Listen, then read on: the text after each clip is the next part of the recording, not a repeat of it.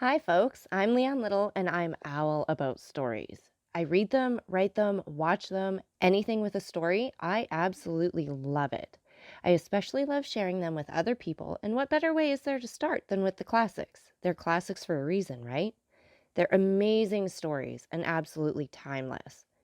Don't forget to hit up all those fancy buttons like, subscribe, follow, share, whatever you need to do.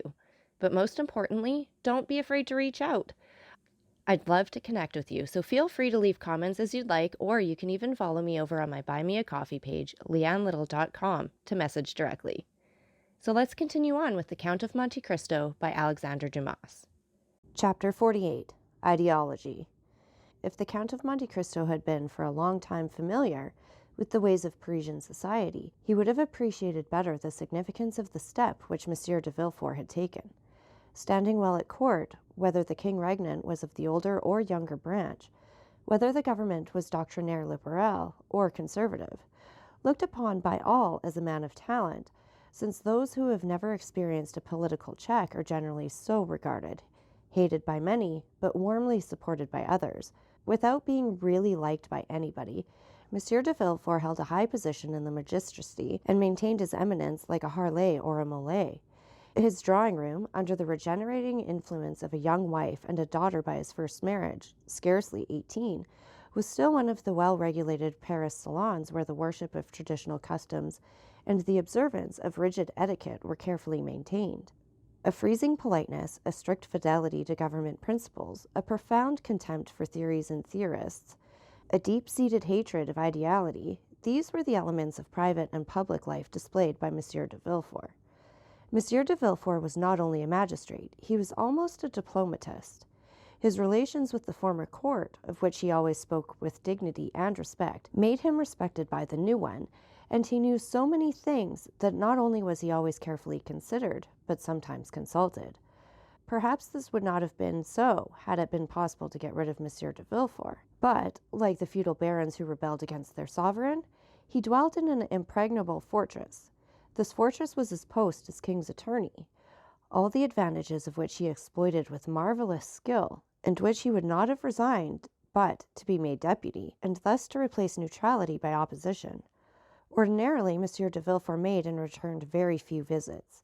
His wife visited for him, and this was the received thing in the world, where the weighty and multifarious occupations of the magistrate were accepted as an excuse for what was really only calculated pride, a manifestation of professed superiority. In fact, the application of the axiom, pretend to think well of yourself, and the world will think well of you, an axiom 100 times more useful in society nowadays than that of the Greeks. Know thyself, a knowledge for which, in our days, we have substituted the less difficult and more advantageous science of knowing others. To his friends, Monsieur de Villefort was a powerful protector. To his enemies, he was a silent but bitter opponent. For those who were neither the one nor the other, he was a statue of the law-made man. He had a haughty bearing, a look either steady and impenetrable or insolently piercing and inquisitorial. 4 successive revolutions had built and cemented the pedestal upon which his fortune was based. Monsieur de Villefort had the reputation of being the least curious and the least wearisome man in France. He gave a ball every year, at which he appeared for a quarter of an hour only, that is to say, 45 minutes less than the king is visible at his balls.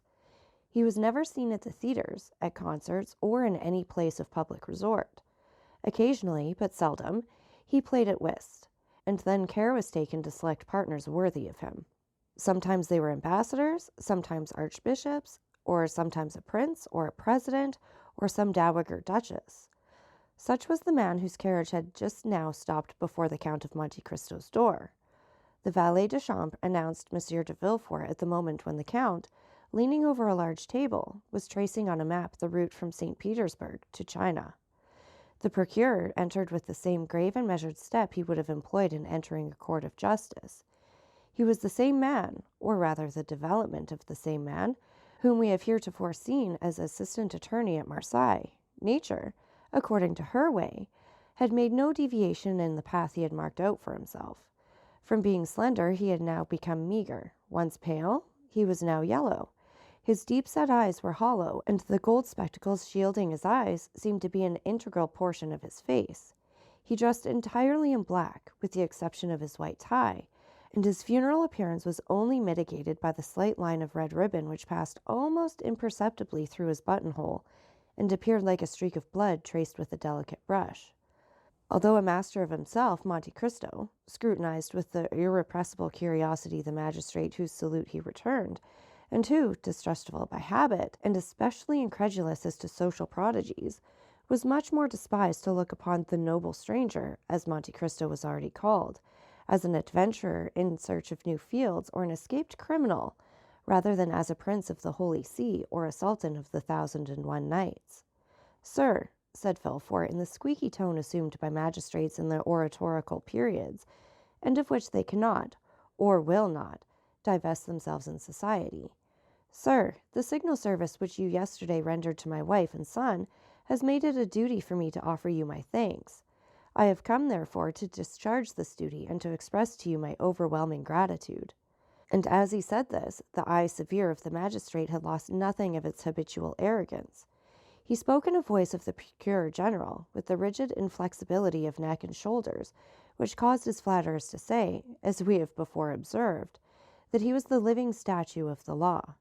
"Monsieur," replied the count with a chilling air, "I am very happy to have the means of preserving a son to his mother, for they say that the sentiment of maternity is the most holy of all, and the good fortune which occurred to me, monsieur, might have enabled you to dispense with the duty which, in its discharge, confers an undoubtedly great honor. For I am aware that Monsieur de Villefort is not usually lavish of the favor which he now bestows upon me, a favor which, however estimable, is unequal to the satisfaction which I have in my own consciousness." Villefort, astonished at this reply, which he by no means expected, started like a soldier who feels the blow leveled at him over the armor he wears, and a curl of his disdainful lip indicated that from the moment he noted the tablets of his brain, that the Count of Monte Cristo was by no means a highly bred gentleman.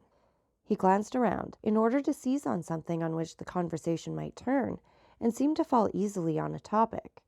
He saw the map which Monte Cristo had been examining when he entered, and said, "You seem geographically engaged, sir. It is a rich study for you who, as I learn, have seen many lands as are delineated on this map." "Yes, sir," replied the count.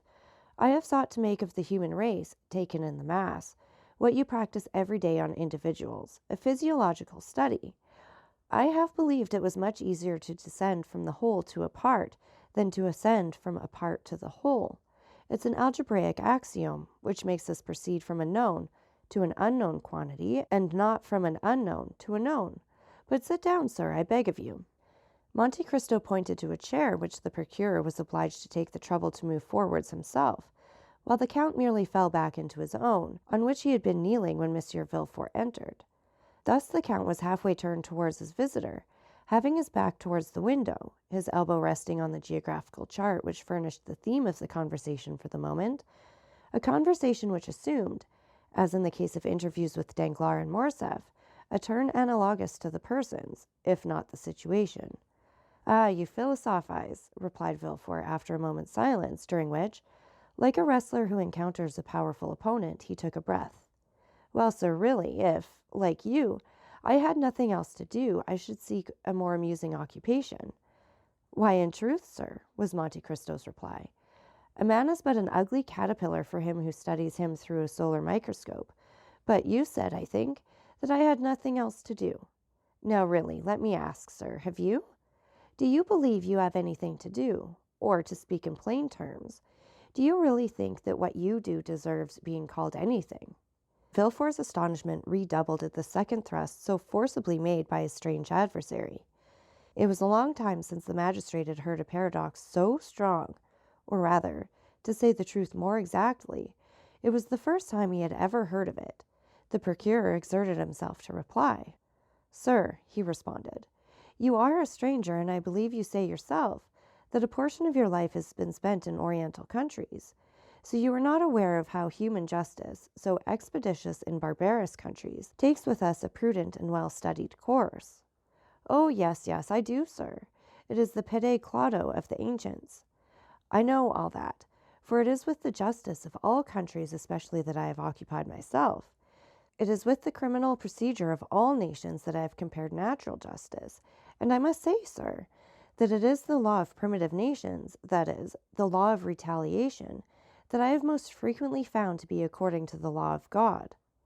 If this law were adopted, sir, said the procureur, it would greatly simplify our legal codes, and in that case the magistrates would not, as you just observed, have much to do. It may perhaps come to this in time, observed Monte Cristo. You know that human inventions march from the complex to the simple, and the simplicity is always perfection. In the meanwhile, continued the magistrate, our codes are in full force, with all their contradictory enactments derived from Gaelic customs, Roman laws, and Frank usages, the knowledge of all which, you will agree, is not to be acquired without extended labor. It needs tedious study to acquire this knowledge, and, when acquired, a strong power of brain to retain it. I agree with you entirely, sir, but all that even you know with respect to the French code, I know not only in reference to that code, but in regards to the codes of all nations. The English, Turkish, Japanese, Hindu laws are as familiar to me as the French laws, and thus I was right when I said to you that relatively, you know that everything is relative, sir, that relatively to what I have done, you have very little to do, but that relatively all I have learned, you have yet a great deal to learn. But with what motive have you learned all this? Inquired Villefort in astonishment. Monte Cristo smiled. Really, sir, he observed, I see that in spite of the reputation which you have acquired as a superior man, you look at everything from the material and vulgar view of society, beginning with man and ending with man, that is to say, in the most restricted yet narrow view which it is possible for a human understanding to embrace. Pray, sir, explain yourself, said Villefort, more and more astonished. I really do not understand you perfectly. I say, sir, that with the eyes fixed on the social organization of nations, you see only the springs of the machine and lose sight of the sublime workman who makes them act. I say that you do not recognize before you and around you any but those office holders whose commissions have been signed by a minister or king, and that the men whom God has put above those office holders, ministers, and kings, by giving them a mission to follow out instead of a post to fill, I say that they escape your narrow, limited field of observation. It is thus that human weakness fails from its debilitated and imperfect organs. Tobias took the angel who restored him to life for an ordinary young man. The nations took Attila, who was doomed to destroy them, for a conqueror similar to other conquerors, and it was necessary for both to reveal their missions. That they might be known and acknowledged, one was compelled to say, I am the angel of the Lord, and the other, I am the hammer of God, in order that the divine essence in both might be revealed. Then, said Villefort, more and more amazed, and really supposing he was speaking to a mystic or a madman, you consider yourself as one of those extraordinary beings whom you have mentioned. And why not? Said Monte Cristo coldly. Your pardon, sir, replied Villefort, quite astounded. But you will excuse me if, when I presented myself to you, I was unaware that I should meet with a person whose knowledge and understanding so far surpassed the usual knowledge and understanding of men. It is not usual with us corrupted wretches of civilization to find gentlemen like yourself, possessors as you are of immense fortune, at least so it is said, and I beg you to observe that I do not inquire, I merely repeat.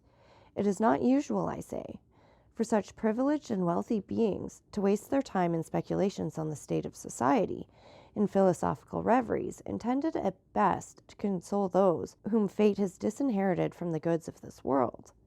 Really, sir, retorted the count, have you attained eminent situation in which you are, without having admitted or even without having met with exceptions, and you never use your eyes, which must have acquired so much finesse and certainty to divine at a glance the kind of man by whom you were confronted.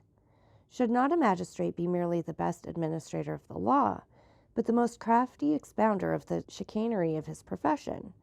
A steel probe to search hearts, a touchstone to try the gold in which each soul is mingled with more or less of alloy.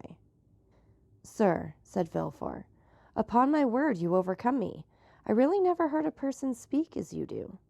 Because you remain eternally encircled in a round of general conditions, and have never dared to raise your wings into those upper spheres which God has peopled with invisible or exceptional beings. And you allow then, sir, that spheres exist, and that these marked and invisible beings mingle among us. Why should they not? Can you see the air you breathe, and yet which you could not for a moment exist? Then we do not see those beings to whom you allude. Yes, we do. You see them whenever God pleases to allow them to assume a material form. You touch them, come in contact with them, speak to them, and they reply to you. Ah, said Villefort, smiling. I confess I should like to be warned when one of those beings is in contact with me. You have been served as you desire, monsieur, for you were warned just now, and I now again warn you. Then you yourself are one of these marked beings. Yes, monsieur, I believe so, for until now no man has found himself in a position similar to mine. The dominions of kings are limited either by mountains or rivers, or a change of manners, or an alteration of language. My kingdom is bounded only by the world, for I am not an Italian, or a Frenchman, or a Hindu, or an American, or a Spaniard. I am a cosmopolite. No country can say it saw my birth. God alone knows what country will see me die. I adopt all customs, speak all languages. You believe me to be a Frenchman, for I speak French with the same facility and purity as yourself. Well, Ali, my Nubian, believes me to be an Arab. Bertuccio, my steward, takes me for a Roman. Haydée, my slave, thinks me a Greek. You may therefore comprehend that being of no country, asking no protection from any government, acknowledging no man as my brother, not one of the scruples that arrest the powerful or the obstacles which paralyze the weak, paralyzes or arrests me. I have only two adversaries. I will not say two conquerors, for with perseverance I subdue even them. They are time and distance. There is a third and the most terrible. That is my condition as a mortal being. This alone can stop me in my onward career, for I have attained the goal at which I aim. For all the rest I have reduced to mathematical terms. What men call the chances of fate, namely ruin, change, circumstances, I have fully anticipated, and if any of these should overtake me, yet it will not overwhelm me. Unless I die, I shall always be what I am, and therefore it is that I utter the things you have never heard, even from the mouths of kings. For kings have need, and other persons have fear of you. For who is there who does not say to himself, in a society as incongruously organized as ours, perhaps some day I shall have to do with the king's attorney? But can you not say that, sir? The moment you become an inhabitant of France, you are naturally subjected to the French law. I know it, sir, replied Monte Cristo. But when I visit a country, I begin to study, by all the means which are available, the men from whom I may have anything to hope or to fear, till I know them as well as, perhaps better than, they know themselves. It follows from this that the king's attorney, be he who he may, with whom I should have to deal, would assuredly be more embarrassed than I should. That is to say, replied Villefort with hesitation, that human nature being weak, every man, according to your creed, has committed faults. Faults or crimes, responded Monte Cristo with a negligent air. And you alone, amongst the men whom you do not recognize as your brothers, for you have said so, observed Villefort in a tone that faltered somewhat, you alone are perfect. No, not perfect, was the count's reply, only impenetrable, that's all. But let us leave off this train, sir, if the tone of it is displeasing to you. I am no more disturbed by your justice than you are by my second sight. No, no, by no means, said Villefort, who was afraid of seeming to abandon his ground. No, by your brilliant and almost sublime conversation you have elevated me above the ordinary level. We no longer talk, we rise to dissertation. But you know how the theologians in their collegiate chairs and the philosophers in their controversies occasionally say cruel truths. Let us suppose for the moment that we are theologizing in a social way, or even philosophically, and I will say to you, rude as it may seem, my brother, you sacrifice greatly to pride. You may be above others, but above you there is God. Above us all, sir, was Monte Cristo's response in a tone and with an emphasis so deep that Villefort involuntarily shuddered. I have my pride for men, serpents always ready to threaten everyone who would pass without crushing them underfoot.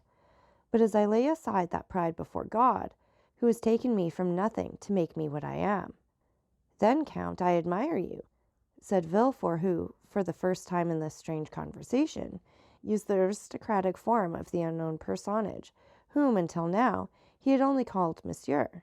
Yes, and I say to you, if you are really strong, really superior, really pious, or impenetrable, which you were right in saying amounts to the same thing, then be proud, sir, for that is the characteristic of predominance. Yet you have unquestionably some ambition. I have, sir. And what may it be?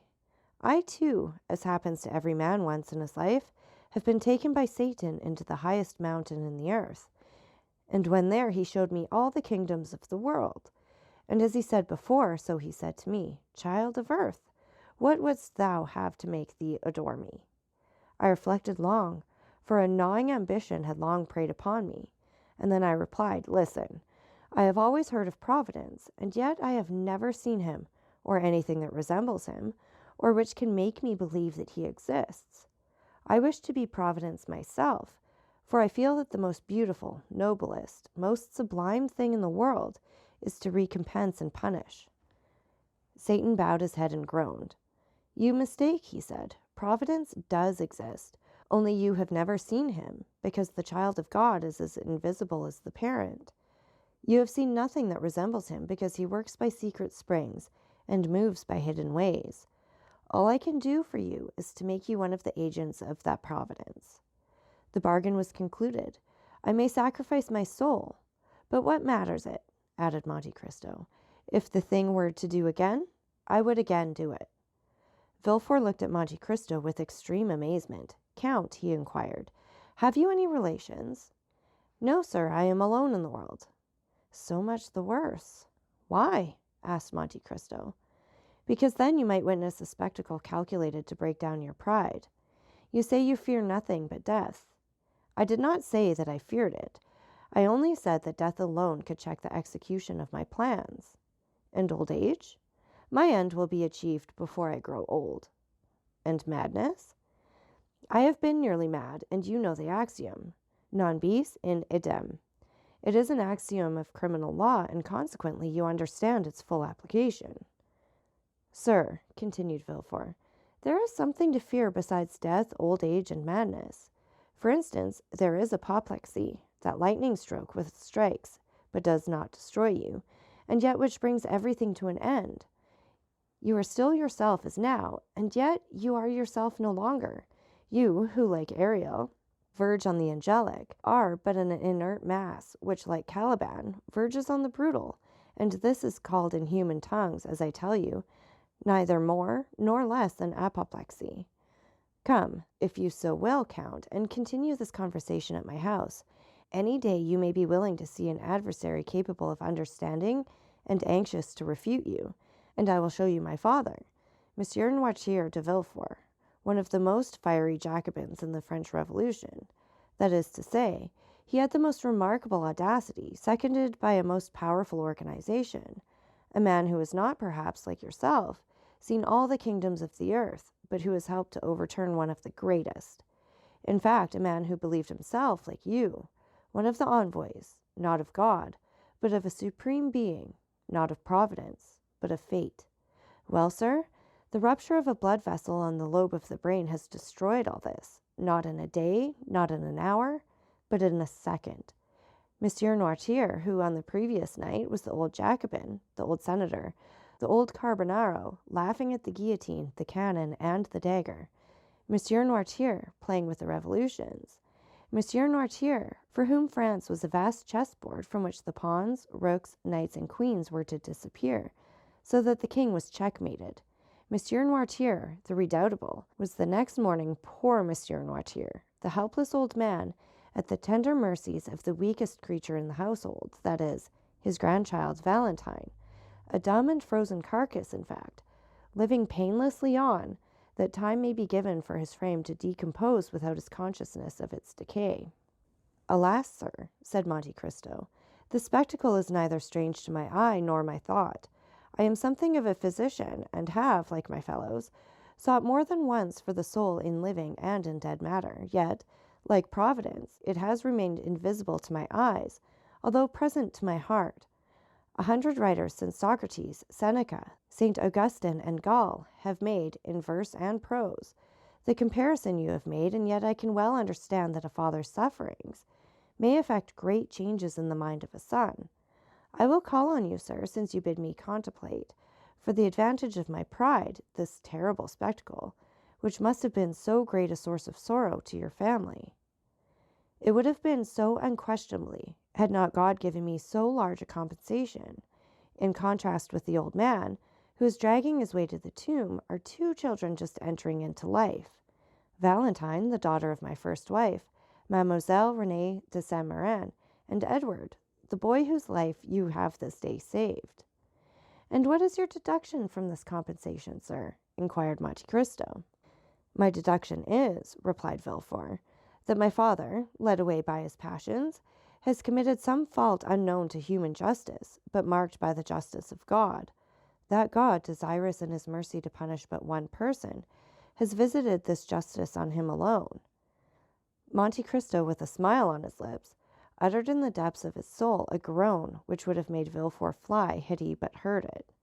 Adieu, sir, said the magistrate, who had risen from his seat. I leave you, bearing a remembrance of you, a remembrance of esteem which I hope will not be disagreeable to you when you know me better. For I am not a man to bore my friends, as you will learn. Besides, you have made an eternal friend of Madame de Villefort. The count bowed and contented himself with seeing Villefort to the door of his cabinet, the procureur being escorted to his carriage by two footmen, who, on a signal from their master, followed him with every mark of attention. When he had gone, Monte Cristo breathed a profound sigh and said, "Enough of this poison. Let me now seek the antidote." Then sounding his bell, he said to Ali, who entered, "I am going to Madame's chamber. Have the carriage ready at 1 o'clock." So that's it for this chapter. And again, take a minute to like, subscribe, and share. And don't forget that I love hearing from all of you. So please leave any comments you'd like, or you can follow me over on my Buy Me a Coffee page, leannelittle.com. That's LIANELITTLE.com. And thank you so much for listening. Remember, it's Owl about the story. Have a great day.